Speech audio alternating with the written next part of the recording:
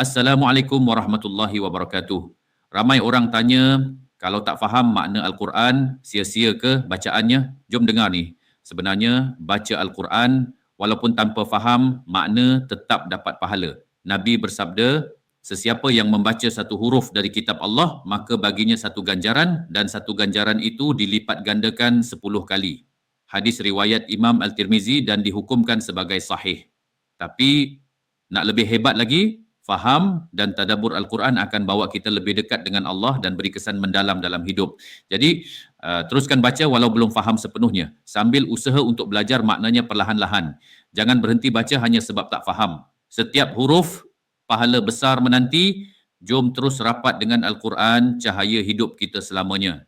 Ingat, Al-Quran bukan untuk disimpan, tapi untuk diamalkan. Semoga kita semua termasuk dalam golongan ahli Al-Quran. Assalamualaikum